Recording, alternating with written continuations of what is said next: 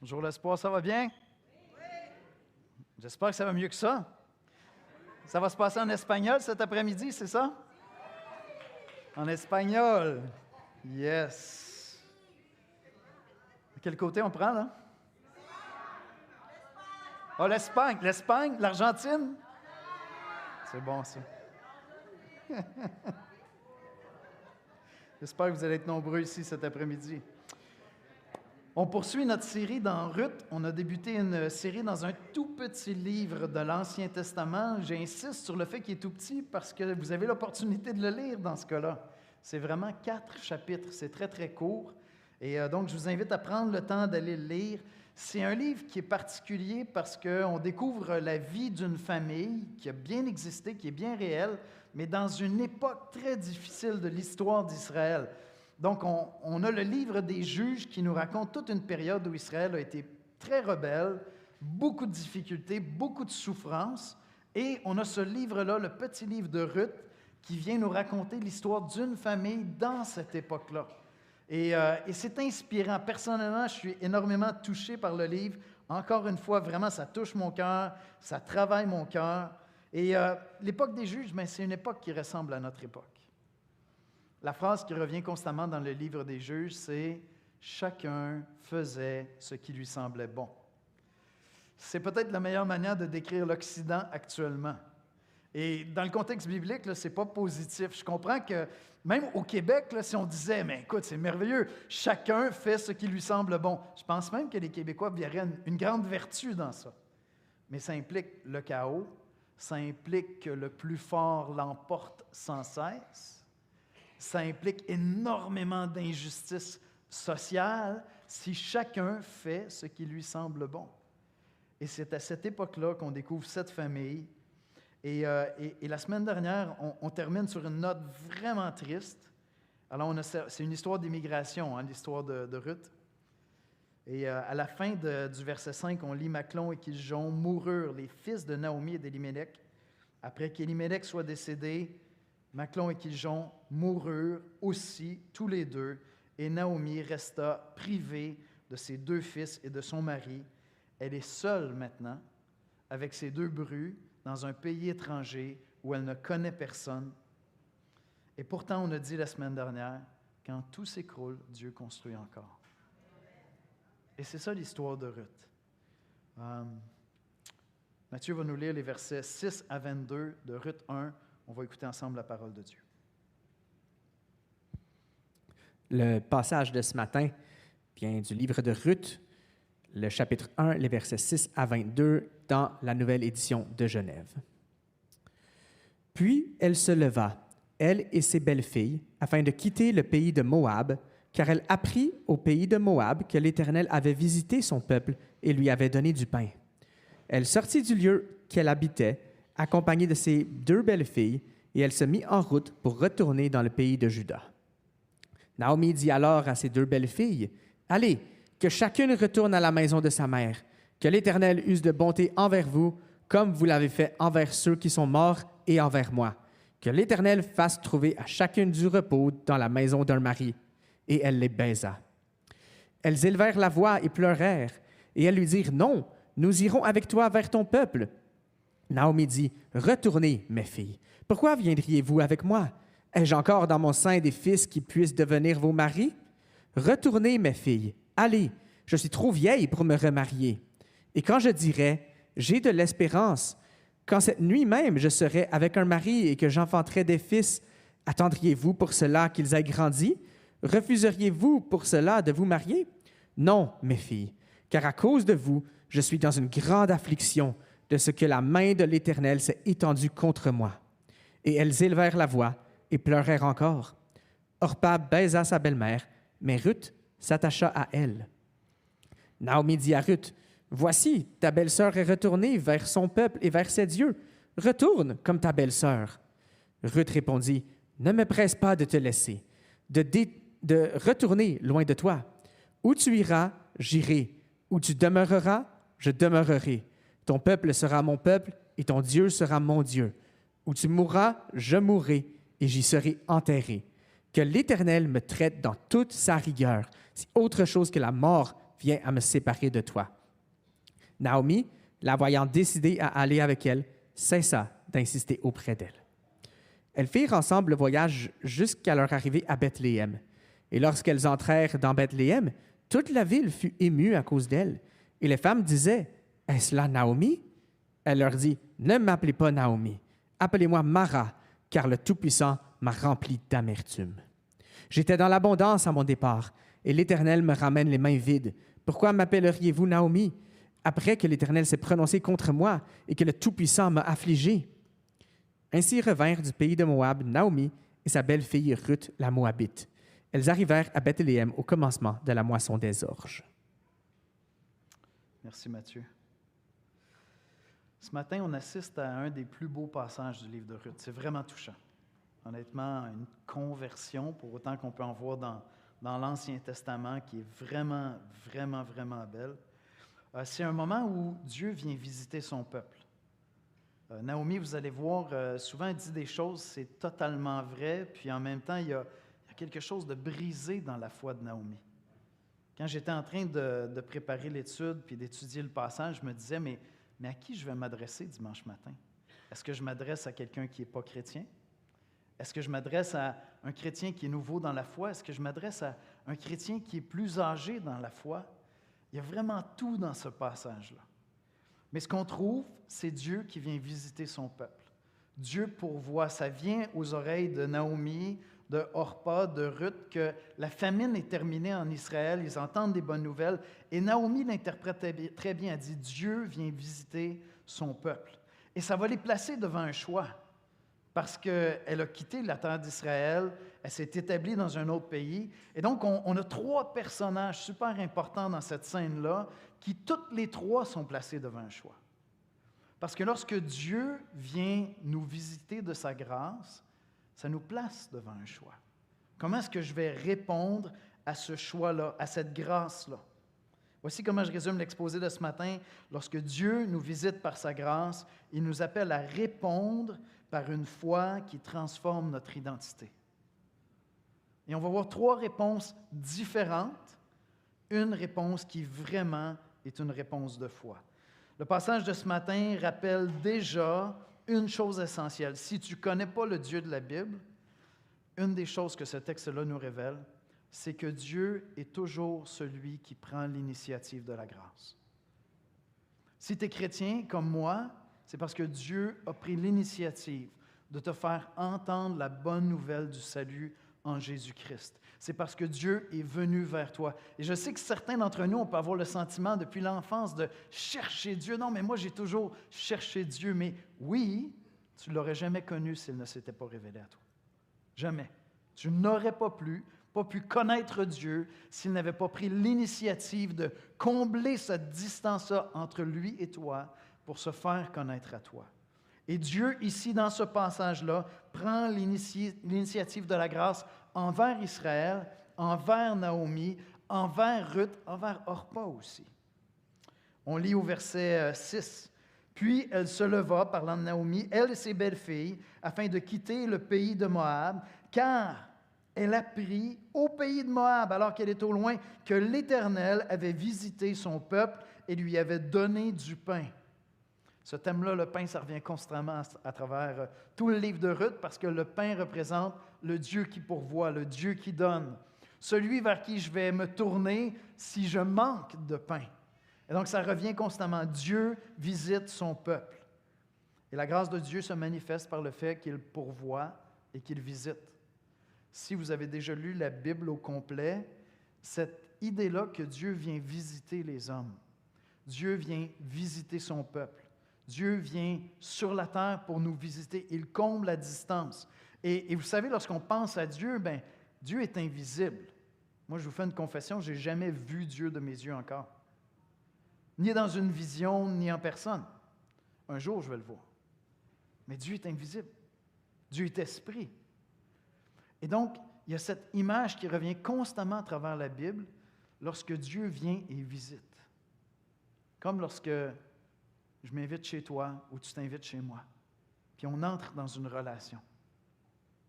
Naomi est consciente que Dieu a visité son peuple Et c'est une image extrêmement forte. En fait, même lorsque Jésus va faire des miracles, puis il va multiplier les miracles, puis les gens vont être là, puis ils vont dire, mais qu'est-ce qui se passe? Je vous lis rapidement dans Luc 7,16. Tous furent saisis de crainte parce qu'ils voyaient tous les miracles que Jésus faisait et ils glorifiaient Dieu, disant, « Un grand prophète a paru parmi nous et Dieu a visité son peuple. » Il y a une conscience intérieure que Dieu vient vers moi. Et si tu es chrétien, tu as expérimenté d'une manière ou d'une autre ce sentiment-là que Dieu venait te parler, que Dieu s'approchait de toi. Pour certains, ça se fait avec beaucoup de simplicité, il n'y a pas une tonne d'émotions, pour d'autres, il y a des émotions très, très fortes, mais ce sentiment que Dieu est en train de me parler, que des choses qui étaient peut-être sans importance à mes yeux hier prennent tout leur sens maintenant. Et j'ai la conviction que Dieu est en train de parler à mon cœur à travers ça. Dieu vient vers nous. Jésus va le formuler autrement dans Jean 10, il va dire ceci, « J'ai encore d'autres brebis qui ne sont pas de cette bergerie. Celles-là, il faut que je les amène. Elles entendront ma voix et il y aura un seul troupeau, un seul berger. » Vous m'entendez souvent dire, le moment où tu sais que Dieu t'appelle, c'est lorsque la bonne nouvelle de Jésus-Christ n'est plus seulement une information intéressante, une information qui est peut-être pour les autres, mais au contraire, ça devient une espèce de mélodie qui commence à toucher ton cœur, comme une pièce de musique qui t'émeut, qui te touche. Avant, c'était de l'info. Maintenant, c'est plus seulement de l'info. C'est quelque chose qui pourrait être pour moi personnellement. C'est la voix de Christ qui, par son esprit, est en train de t'appeler. Il est en train de te visiter. Et donc, lorsque je dis que la grâce de Dieu, Dieu initie sa grâce, bien, ça se manifeste ici dans le texte par cette visite. Dieu vient vers Israël. Israël qui a été rebelle, on est dans l'époque des juges, c'est une période difficile. Mais Dieu vient et visite. Dieu est toujours l'initiateur de la grâce, et on le sait lorsque Dieu commence à nous interpeller. Et une des questions que tu dois te poser, parce que moi j'ai dû me la poser avec le texte cette semaine, c'est est-ce que Dieu me visite? Alors que j'étudiais le texte clairement, Dieu m'a visité, Dieu m'a parlé. Dieu m'a interpellé, moi, pas pour l'Église, pas pour vous, pour moi, là, pour mon cœur. J'avais la conviction profonde que Dieu est en train de m'interpeller. Et tu dois te poser cette question-là ce matin. Est-ce que Dieu, par sa grâce, est en train de te parler ce matin? Peut-être parce que tu ne le connais pas encore, puis il t'appelle à lui. Tu vas avoir une illustration extraordinaire d'une personne qui a fait un choix de foi. Mais la grâce de Dieu est en train de visiter aussi Naomi, une croyante très amère, qui a une conception de Dieu qui est brisée, qui est à bien des égards très, très vraie, puis en même temps très, très triste. Pourtant, Dieu est en train de la visiter, il est en train de l'appeler. Est-ce que Dieu te parle? C'est toi qui le sais, c'est entre toi et Dieu. Hein? Si Dieu te parle, si Dieu te visite, tu dois prendre une décision par rapport à sa grâce. Cet appel-là qu'il place sur toi. Et c'est ça qu'on voit ici. Chacun est appelé à répondre à cette grâce. On est tous placés devant une décision. Naomi se met en route pour Bethléem. C'est comme ça qu'elle répond. Dieu a visité son peuple. Je m'en retourne là-bas, je m'en retourne en Israël, je m'en retourne à Bethléem. On lit au verset 7. Elle sortit du lieu qu'elle habitait accompagnée de ses 2 belles filles et elle se mit en route pour retourner au pays de Juda. Et encore une fois, la relation que Naomi a avec Dieu, il y a quelque chose de brisé, il y a quelque chose d'étrange dans son rapport à Dieu. Sa foi, je dirais, est très pragmatique. C'est le mot que j'ai utilisé la semaine dernière pour Élimélec. Lorsqu'Élimélec est en Israël, il est dans la terre promise, il n'y a pas de nourriture. Il entend parler que dans le pays de Moab, il y a de la nourriture. Il dit, écoute, Dieu, on revient peut-être éventuellement, je ne sais pas, mais il y a de la nourriture là-bas. Je sais que tu es le Dieu qui pourvoit, mais pour l'instant, je vais aller voir ailleurs. C'est le choix qu'a fait Élimélec. C'est un rapport à Dieu qui est hyper pragmatique, je vais dire utilitaire. C'est ça qui me laisse perplexe avec Naomi pendant que j'étudie encore une fois ce livre-là. Je vois une femme qui connaît beaucoup de choses sur Dieu, qui croit vraiment que Dieu est au contrôle, que Dieu est souverain. Ça revient constamment dans les paroles de Naomi. Elle croit dans un Dieu tout-puissant. Mais son rapport avec ce Dieu-là a quelque chose de brisé parce qu'elle a un rapport utilitaire avec Dieu. Regarde, Seigneur, je sais que tu as donné des promesses. Il semble que tu ne pourvois pas pour l'instant. Dieu va comprendre. On va se rendre à Moab. Et je vois cette même attitude-là réapparaître dans les conseils qu'elle donne à ses deux belles-filles.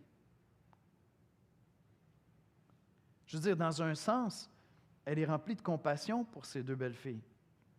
Elle leur dit, écoutez les filles, moi je suis israélienne, je suis juive, je m'en retourne dans la terre promise, je vais retrouver les miens, je connais ma famille là-bas, il y a quelqu'un qui va prendre soin de moi, je devrais réussir à m'en sortir. Vous allez être des étrangères, puis je veux juste vous dire, les Moabites en Israël, ça ne passe pas. Là.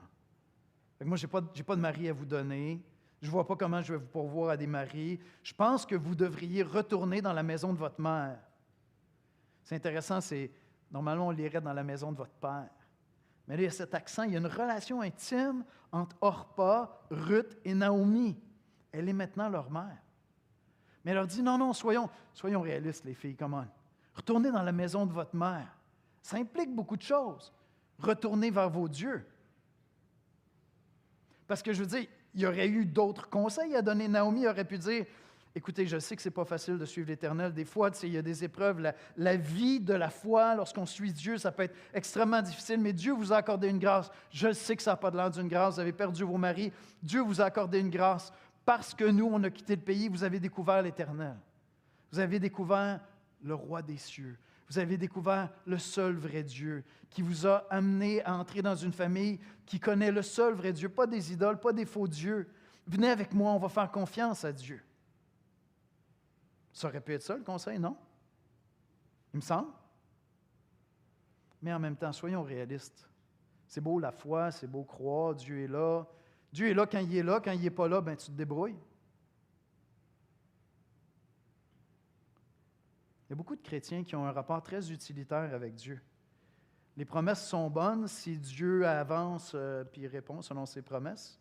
Mais quand il faut continuer à avancer juste sur la base des promesses, par la foi, bien, Dieu comprendra, je vais prendre mes moyens, moi je vais passer à côté. Et c'est ça que je vois chez Naomi. Donc elle leur dit littéralement, retournez vers vos faux dieux. Je pense que votre avenir est meilleur en Moab. Si tu n'as jamais lu l'Ancien Testament, peut-être que tu dis, je ne comprends pas, Yannick, de quoi tu parles. Mais si tu as lu l'Ancien Testament, tu sais de quoi je parle. Littéralement, elle dit à ses deux belles filles, retournez vers les dieux de Moab. Je pense que votre avenir est meilleur entre les mains des dieux de Moab. Moi, de mon côté, il semble que la bénédiction est là-bas. Moi, je cours après la bénédiction, je m'en retourne là-bas. Très étrange. Elle a un rapport qui est utilitaire et ça va sortir après dans son cœur. Ce n'est pas un rapport où il y a une foi entière qui vient nourrir une joie paisible, une confiance en Dieu. Pourtant, sa théologie est impressionnante à Naomi. Je veux dire, elle aurait pu dire finalement, le Dieu d'Israël n'existe pas. Je ne crois plus en lui. Non, ce n'est pas le cas. Pas du tout. Mais elle croit étrangement. Naomi retourne en Israël, à Bethléem. Qu'est-ce que Orpa va faire? Bien, Orpa décide de suivre le conseil de sa belle-mère, puis elle va retourner vers sa maison. Versets 14 et 15, puis c'est une relation d'amour. Hein? Pensez pas là, que Orpa est juste comme, c'est ça, je pense que tu n'as plus rien pour moi, je m'en vais. Non, c'est beaucoup plus profond que ça. Elles élevèrent la voix au verset 14 et pleurèrent encore. Orpa embrassa sa belle-mère, mais Ruth s'attacha à elle. Naomi dit à Ruth, voici ta belle-sœur est retournée vers son peuple et vers ses dieux. Retourne comme ta belle-sœur. Ça vient d'un bon fond de la part de Naomi. Elle veut prendre soin d'elle. Puis Orpa dit, écoute, je pense que c'est sage, je comprends. Je prends la décision qui me semble la plus sage. Et ça se peut que tu décides jusqu'à ta mort de rejeter le Dieu de la Bible parce que de manière pratique, tu dis, ouf, ça a l'air de coûter cher cette affaire-là. Suivre la voie de Ruth, suivre la voie de Naomi, ça a l'air de coûter cher. L'Évangile, la foi chrétienne, est une folie aux yeux du monde. Et donc, ça se peut que tu restes juste sur le bord, puis tu dis, c'est beau la Bible, ça m'encourage, il y a des bons principes, mais de là à, regarde, soyons sages, là. Dieu ne nous a pas dit, tu seras sage dans ton rapport avec moi. Il a dit, tu aimeras le Seigneur ton Dieu de tout ton cœur. Hein? C'est une relation d'amour. C'est une relation de foi à laquelle on est appelé. Et de là coulera une sagesse qui vient de la foi. Elle retourne dans la maison de sa mère, là où elle est connue, là où les gens vont avoir un sentiment de responsabilité envers elle. Ça implique qu'elle retourne vers les dieux de sa famille, dans le fond. Est-ce que sa décision, c'est la décision de la foi? Ce n'est pas la décision de la foi. C'est la décision d'une certaine raison, d'une certaine sagesse, d'une sagesse du monde qui compte sans Dieu. Et quel est le choix de Ruth, la Moabite? J'aime ça, le passage nous rappelle toujours, c'est une Moabite. Le passage va terminer en nous rappelant que c'est une Moabite. Ruth répondit au verset 16, « Ne me presse pas de te laisser de retourner loin de toi. Où tu iras, j'irai, où tu demeureras, je demeurerai, ton peuple sera mon peuple et ton Dieu sera mon Dieu. Où tu mourras, je mourrai et j'y serai enterré. Que l'Éternel me traite dans toute sa rigueur. Si autre chose que la mort vient à me séparer de toi. » Elle dit, je vais mourir là où on va t'enterrer. C'est tout un engagement. Et puis dans le fond, on a une autre histoire d'immigration. La semaine dernière, on avait une histoire d'immigration, très pragmatique, qui a très, très, très, très mal tourné. Puis là, on a encore une histoire d'immigration. Cette fois-ci, c'est Ruth qui elle dit, moi, je brûle les ponts. Je brûle le navire quand je débarque là-bas. Je ne retournerai jamais là-bas. Je vais mourir où tu vas mourir. Mais Ruth choisit Dieu. Ruth choisit d'avancer par la foi. Et en Ruth, on a l'image de ce que c'est être un disciple. On a vraiment l'image de ce que c'est être un disciple qui vient marcher à la suite de Jésus. Il y a un coût pour suivre Jésus. J'ai envie de vous dire qu'avec Ruth, on a la plus belle histoire de conversion de l'Ancien Testament. Oui, bien sûr, on ne parle pas d'une nouvelle naissance avec l'Esprit qui vient vivre en elle, mais c'est littéralement une conversion, là. Elle laisse père et mère, elle laisse sa maison, elle laisse sa culture, elle laisse ses dieux pour adopter un autre Dieu, un autre peuple. C'est ça, suivre Jésus. Dans Luc, Jésus appelle des hommes et des femmes à venir à sa suite, puis on lit au verset 61-62. Un autre dit, « Je te suivrai, Seigneur, mais permets-moi d'abord d'aller prendre congé de ceux de ma maison. » Jésus lui répondit, « Quiconque met la main à la charrue et regarde en arrière n'est pas propre au royaume de Dieu. » La grâce de Dieu, lorsque Dieu nous visite, la grâce de Dieu nous place devant des choix. Et si tu n'es pas chrétien ce matin, Dieu t'appelle à faire un choix. Et il y a un coût qui vient avec ça. Suivre Jésus-Christ, il y a un coût qui vient avec ça. Je laisse mes anciens dieux, ce qui guidait ma vie, pour suivre le seul vrai Dieu, qui maintenant va guider ma vie. Et Ruth est celle qui exprime, qui manifeste cette foi-là. Ruth choisit d'abandonner tout pour suivre Naomi et faire du Dieu de Naomi son propre Dieu. Et ça implique énormément de choses dans sa vie. Premièrement, Dieu visite son peuple, ça nous place devant un choix. On a vu 3 personnes faire des choix. Deuxièmement, la foi transforme notre identité. Ruth va être transformée dans son identité. Regardez le verset 16. Ruth répondit, « Ne me presse pas de te laisser, de retourner loin de toi. Où tu iras, j'irai. Où tu demeureras, je demeurerai. Ton peuple sera mon peuple. Ton Dieu sera mon Dieu. » Ruth, littéralement, abandonne son ancienne identité. Littéralement. Elle va se convertir, elle se convertit au Dieu d'Israël. Elle décide de vivre dans un pays où, quand les choses vont bien et que le peuple obéit à Dieu, les lois honorent la parole de Dieu. Et donc, elle renonce à des pratiques qui étaient attachées à ces faux dieux, aux dieux qu'elle avait dans la terre de Moab. Et dans la profession de foi, parce que c'est ça, hein, c'est une profession de foi que Ruth fait, dans la profession de foi où elle dit « Ton peuple sera mon peuple, là où tu iras, j'irai, je vais vivre avec toi », j'entends les échos dans Lévitique 26, 12. Dieu dit « Je marcherai au milieu de vous, je serai votre Dieu et vous serez mon peuple ». Voyez-vous, la foi chrétienne est une foi personnelle, mais elle n'est jamais une foi individuelle. Est-ce que vous comprenez la nuance entre les deux?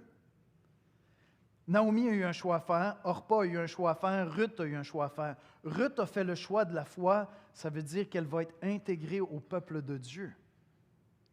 Et donc la foi est quelque chose de personnel. Jamais personne ne devrait te contraindre à croire. D'abord, on ne peut pas faire ça. C'est entre toi et Dieu, c'est très personnel, mais ce n'est pas individuel. Parce que tu entres dans un peuple nouveau, tu entres dans une nouvelle identité. Et ce n'est pas que Ruth va complètement oublier son passé. Non, au contraire, souvent ça va être appelé Ruth la Moabite. Mais c'est une manière de raconter la grâce de Dieu. Quand je parle de mon passé avant que je sois chrétien, ce n'est pas pour m'en vanter, c'est pour dire, mais considérez combien Dieu a été bon pour moi. Parce que Dieu m'a amené dans une autre vie. Ce n'est pas que je renie tout. Ce n'est pas que j'oublie tout. Mais je me réjouis de cette nouvelle identité qui m'est donnée.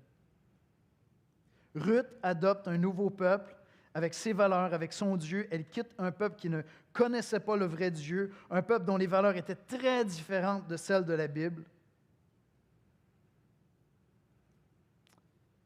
Et elle déclare, « Ton Dieu, c'est mon Dieu ». C'est intéressant, en hébreu, il n'y a pas de futur.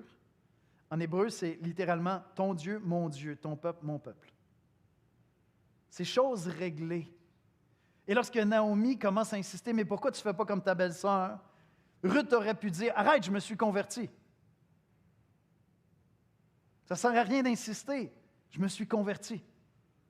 J'ai une nouvelle identité. Ton Dieu, ton peuple, mon peuple. C'est vraiment une belle histoire de conversion. Et j'ai envie de vous dire, toute personne qui décide de suivre Jésus-Christ, c'est une histoire d'immigration. Où je quitte quelque chose, fondamentalement, pour adopter une nouvelle identité. Et il y a des déchirements qui viennent avec ça. Pas que je ne veux pas parler aux gens que je connaissais avant, au contraire, mais c'est possible qu'ils cherchent moins à être avec moi. C'est possible. Parce qu'il y a des choses que je ne fais plus comme avant. Au jour de ma conversion, il y a beaucoup de relations qui ont changé très vite. Simplement parce que je n'avais pas les mêmes activités qu'avant. Ma conversion à moi était drastique. Ce n'est pas le cas pour tout le monde. Mais dans mon cas, ça a été drastique. Il y a beaucoup de choses qui ont changé. Il y a des relations que j'aurais aimé garder. Mais j'étais rendu un chrétien. Et c'était moins intéressant pour certaines personnes. Ruth s'attache au Dieu et au peuple de l'Alliance. Comme je vous dis, pour moi, on a la plus belle conversion de l'Ancien Testament. C'est intéressant le commentaire de l'auteur qui dit que Ruth s'attacha à Naomi. Ce verbe-là, s'attacher, c'est quelque chose qu'on voit régulièrement dans cette relation intime qu'on est appelé à avoir avec Dieu. C'est la relation aussi entre un homme et une femme. C'est le même mot, le même verbe, s'attacher, qui est là. C'est pourquoi l'homme quittera son père et sa mère et s'attachera à sa femme. C'est fort. C'est fort comme déclaration. Dans Josué 23, 8, « Mais attachez-vous à l'Éternel. » C'est pour ça que je vous dis, il y en a qui ont un rapport un peu pragmatique ou utilitaire avec Dieu, puis ils regardent, pousse, mais, tu sais, il ne faudrait quand même pas que tu me demandes que Dieu soit Dieu vraiment dans ma vie, là. Je peux le mettre sur la tablette des options puis des outils à utiliser. Quand ça fit, je vais vers lui. C'est pas que je t'ai abandonné, Dieu, c'est pas que je ne pense pas à toi. Écoute, de temps en temps, je vais avoir besoin de toi. Dans ces moments-là, je te dirai même merci.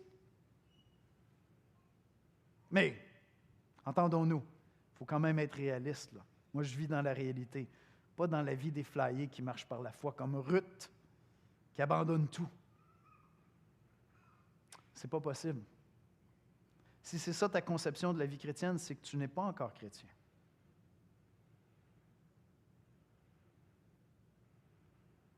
C'est que tu n'es pas encore chrétien. Et Dieu t'appelle à tout abandonner. À tout abandonner pour le suivre. À dire, Seigneur, tout est sur la table. Tu peux prendre tout ce que tu veux. Ma santé, mes relations, mes projets, mes péchés cachés, mes idoles. Tu peux tout prendre, Seigneur. C'est toi qui me dirige. C'est toi qui conduis ma vie.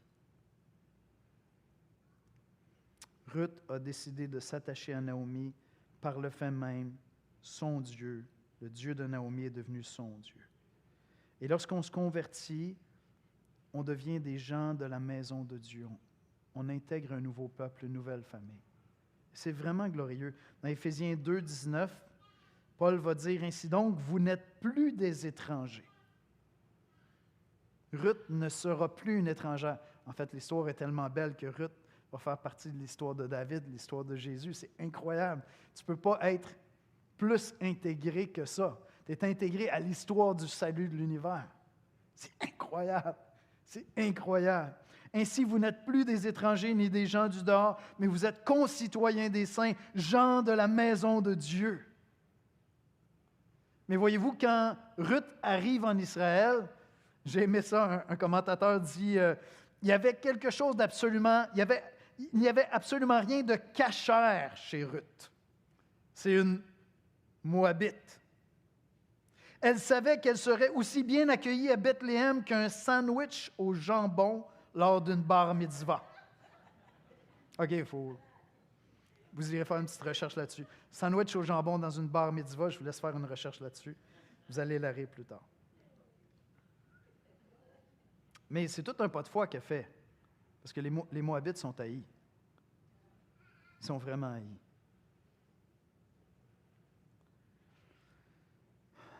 Le dernier élément que je veux voir avec vous ce matin, la grâce est plus grande que notre amertume. Voyez-vous, Naomi, je la trouve fascinante comme personnage. On peut comme tomber en amour avec Ruth parce que c'est la foi qu'on veut, mais en même temps, Naomi nous parle de nous. Nous parle de ces moments où, à quelque part, on entre dans un rapport très pragmatique avec Dieu, où on peut glisser dans l'amertume. Naomi est super lucide. Naomi voit l'amertume dans son propre cœur. Regardez le verset 20. Elle leur dit, « Ne m'appelez pas Naomi », qui voulait dire douceur, sweet. Ne m'appelez pas Naomi, appelez-moi Mara, qui veut dire amertume, car le Tout-Puissant m'a rempli d'amertume. C'est intéressant comme interprétation, hein? Mara, on a vu ça plus tôt dans Exode, lorsque le peuple d'Israël est en train de voyager et ils arrivent aux eaux de Mara et ils veulent boire parce qu'ils ont soif, puis l'eau goûte amère et il faut que Dieu fasse un miracle pour que l'eau devienne douce et ensuite il les conduit à un oasis. Job va dire dans Job 27, 2, « Dieu qui me refuse justice est vivant. Le Tout-Puissant qui remplit mon âme d'amertume est vivant. » Naomi est comme une chrétienne, un chrétien qui n'a pas accepté les conséquences de ses choix et qui blâme Dieu parce que Dieu l'a livré aux conséquences de ses choix. Naomi est comme une chrétienne, un chrétien qui est insatisfait de Dieu et qui a perdu la joie de la foi. Ce n'est pas qu'elle ne croit pas en Dieu. Comme je vous dis, sa théologie est incroyable. Je veux dire, je suis certain que Naomi pouvait instruire Ruth sur le Dieu de la Bible.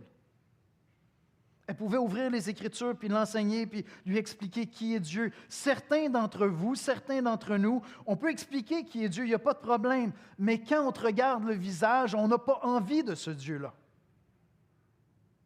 Tu connais les choses sur Dieu. Tu peux tout expliquer sur Dieu. Mais quand on te côtoie, on ne côtoie pas cette grâce, cette paix, cette foi, cette joie qui transcende les épreuves.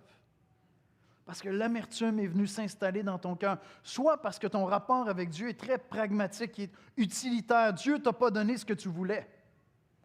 ou soit parce que les épreuves de la vie, comme dans le cas de Job, t'ont rendu amer. Et à quelque part, tu as perdu ta louange. Tu as perdu ta louange. Tu n'es plus dans la louange. C'est le cas de Naomi. Et c'est une illustration super forte de ce qu'on devient nous lorsqu'on devient amer. Et cette semaine, Dieu me parlait à travers Ruth, me parlait aussi à travers Naomi. Puis je voyais un endroit où il y avait une amertume qui est là. C'est comme une plaie qui ne veut pas guérir. Chaque jour, tu te lèves, puis c'est encore ouvert, c'est encore purulent, c'est encore pas beau. J'ai dit, Seigneur, il faut que je m'occupe de ça. Il faut que je m'occupe de ça parce que moi, je veux marcher dans la joie que produit la foi. Naomi croit en Dieu, mais elle ne croit plus en lui. C'est ça que moi je vois. Je ne sais pas si vous voyez la même chose que moi. Elle croit vraiment, elle sait vraiment que le Dieu de la Bible, c'est le vrai Dieu. Elle n'a aucun doute là-dessus. Mais dans son cœur, il n'y a plus de louange. Il y a de l'amertume. Et les Écritures nous disent que l'amertume est destructrice. Elle détruit notre âme, nous entraîne dans toutes sortes de péchés. C'est intéressant, Naomi me fait penser au fils prodigue dans le Nouveau Testament. C'est différent, mais pourtant. Le fils prodigue dans Luc 15, c'est une parabole que Jésus a racontée, une histoire. Versets 17 à 19, on lit « Étant entré en lui-même, il dit, « Combien d'ouvriers chez mon père ont du pain en abondance, et moi, ici, je meurs de faim. » Un fils qui vivait dans une maison riche, qui était ingrat, qui a décidé de quitter la maison de son père avec son héritage, qui a tout gaspillé, qui est allé vivre une vie de débauche. Puis il entre en lui-même, puis il dit, « Attends, je vais retourner dans la maison de mon père. » Il dit, « Je me lèverai, j'irai vers mon père et je lui dirai, « Mon père, j'ai péché contre le ciel et contre toi. Je ne suis plus digne d'être appelé ton fils. Traite-moi comme l'un de tes ouvriers. » C'est ce que je n'entends pas chez Naomi. Elle est lucide, elle dit, « Je suis remplie d'amertume. » Mais je n'entends pas cette voix-là de la repentance qui espère en Dieu. Et ce qui est extraordinaire dans le livre de Ruth, c'est que la grâce de Dieu est omniprésente. Dieu fait son œuvre. Quand tout s'écroule, Dieu construit encore, même pour Naomi. L'histoire ne s'arrête pas ici pour Naomi, là. L'histoire ne s'arrête pas ici. Mais nous, on doit marquer une pause. Puis réfléchir, où est-ce qu'on est dans cette histoire-là? John Piper dit, Dieu est toujours en train de faire 10 000 choses dans ta vie. Tu n'en vois probablement que 2 ou 3.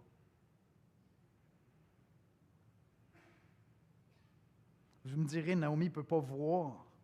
Je sais qu'elle ne peut pas voir, mais elle n'a même pas les yeux de la foi. Elle ne croit plus aux promesses de Dieu. Elle sait qui est Dieu dans sa souveraineté. Comment va ta louange? Est-ce qu'elle existe? Est-ce qu'elle est présente? Ou est-ce que c'est l'amertume qu'il y a dans ton âme? Ça se peut que ta théologie semble très, très, très solide. Comme je dis, tu peux annoncer l'Évangile. Continue à annoncer l'Évangile, mais expose les gens à des chrétiens qui trippent vraiment sur Jésus, s'il te plaît. Parce que ton visage, ton cœur, tes paroles, ton attitude ne parlent pas de foi. Ça parle d'amertume. Et veille à ça, faisant ta priorité absolue, afin que la louange revienne dans ton cœur. C'est quoi la différence entre Ruth et Naomi? Mais Naomi est remplie d'amertume. Elle retourne là où Dieu est en train de bénir et elle revient le cœur amer. Ruth abandonne tout, puis elle marche par la foi. Je vais inviter les musiciens à venir me rejoindre en avant. C'est vraiment un beau livre. Personnellement, ça me parle tellement. Dieu visite le peuple d'Israël par sa grâce. C'est le Dieu qui pourvoit, c'est le Dieu qui prend soin, c'est le Dieu qui restaure. Il est en train de reconstruire quelque chose. On s'en va vers une histoire qui va être merveilleuse, puis on assiste à une conversion extraordinaire. Mais ce que je vois dans ce passage-là, c'est que lorsque la grâce de Dieu nous visite, on est tous placés devant des choix. Si tu es chrétien comme moi, tous les jours, Dieu te visite de sa grâce. Ce matin, le soleil s'est levé, ma Bible était sur mon bureau, puis j'avais des choix à faire. Est-ce que j'ouvre mes Écritures? Est-ce que je vais dans la prière? Est-ce que je vais à l'Église ce matin? Qu'est-ce que je fais ce matin? Dieu me visite, Dieu m'appelle. Je peux faire d'autres choix. Je peux aller voir ailleurs. Je peux prendre une journée de congé. Je vais aller me reposer du Seigneur en faisant autre chose. Parce que ce n'est pas pratique, c'est moins reposant ce matin. Aller à l'Église. Je suis allé la semaine dernière, c'est assez. Ça m'a frappé, je parlais avec quelqu'un dernièrement, puis j'entendais bien que son rapport avec Dieu, c'était un rapport de devoir. Ça fait du bien de ne pas avoir à faire tout ça. Ça m'a frappé parce que j'ai dit, OK, pour lui, c'est un devoir. Pour elle, c'est un devoir. Pour moi, c'est une relation. C'est un peu comme si je disais à ma femme, ça me fait du bien de ne pas avoir à aller sortir avec toi au restaurant. Ça me fait du bien de ne plus prendre de marche avec toi. Ça fait mal. Et voyez-vous, cette grâce, quand Dieu me visite le matin puis que je vois ma Bible sur mon bureau, Dieu m'appelle puis il m'invite. J'ai un choix à faire. Je peux aller prendre un temps avec lui. Mais chaque fois que Dieu nous visite comme ça, on a des choix à faire, on a des décisions à prendre. Et si tu fréquentes cette église puis tu n'as pas choisi encore la foi de Ruth, tu es là, tu es sur le bord, tu te dis, c'est intéressant. Ma question pour toi ce matin, c'est est-ce que tu entends la voix de Jésus? Si tu entends la voix de Jésus, c'est une grâce incroyable. Parce qu'il y a des gens à qui j'annonce l'Évangile et ils n'entendent rien.